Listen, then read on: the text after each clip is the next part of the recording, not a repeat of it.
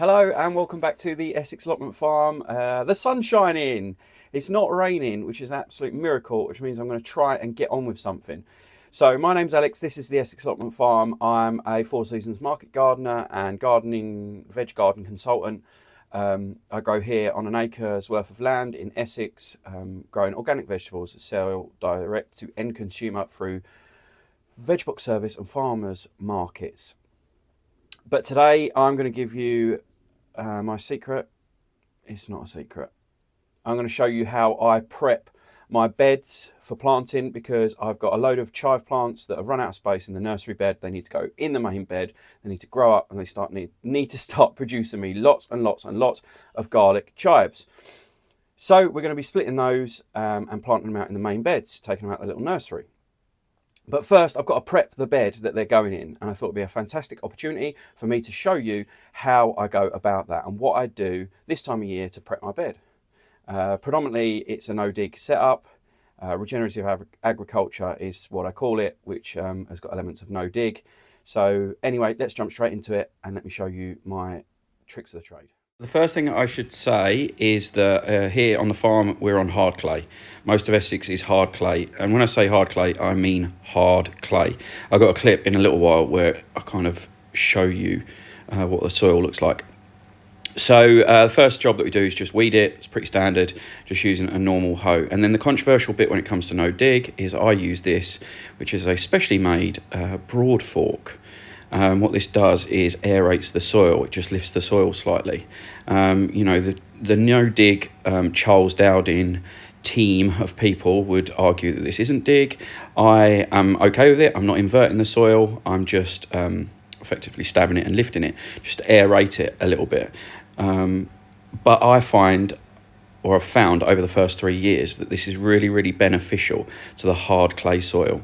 It just helps some of the organic matter and compost that we add to these beds get down in amongst the soil a little bit easier.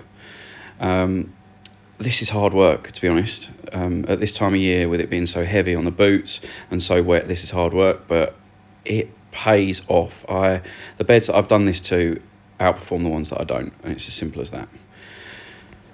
So I just do one pass with the broad fork, and just every foot or so, every 30 centimetres, I aerate the soil. So this is the close-up of our heavy clay soil, and you can see at the top here is where we've added compost over the first 3 years. About halfway down, it hits the solid clay, and that's the issues we have. I just lifted this at the end of the bed to show you. And then, as I alluded to, the next job is to add a thin layer of super nutrient-rich compost. Now, this is compost I've made myself from a mixture of grass cuttings, rabbit manure, rabbit bedding, and a few other bits. And then we just rake it nice and thin on top. We're just putting a thin layer, a la Charles Dowding, on the top of the aerated beds. It's all pretty standard stuff. I guess at this point, if you wanted to add additional nutrients, this is the point where you could sprinkle blood, fish and bone, or chicken manure pellets. But I'm not doing that today. I stand over this homemade compost. It's the best stuff I've ever made, and I don't think it needs any additional nutrients. The good thing about clay soil is it does hold nutrients quite well. The nutrients don't get washed out. So when you add, you get your bang for your buck, I guess. I've just done this little quick clip to show you the contrast of I'm halfway down the bed. And then that's it, 15-metre bed. I've added 6 sort of half full barrows, so 3 full barrows of homemade compost, which isn't a massive amount for 15-metre beds, 75 centimetres wide. As I said, we've prepped that bed to home these now established garlic chive plants. These are young plants that I've grown on from plants that I've bought, and then I split them at this time last year and doubled the amount I'd got. Harvested the chives from the nursery bed throughout the year, but now they're really healthy established plants ready to split again. So we're going to split them, and I need 24 plants out of this lot to go in the bed that we've just prepped. Pretty standard stuff, really. Let me know what you think of my bed prep, if there's anything that you would do differently, or give us your opinion on whether broad forking is or isn't no dig. To be honest, I don't really mind whether it is or isn't. It just works for me. Just like not broad forking works for other people. I just think my soil, with it being heavy clay, really needs it. But let me know what you think. Anyway, these garlic chive plants are super healthy and the root balls on them are brilliant.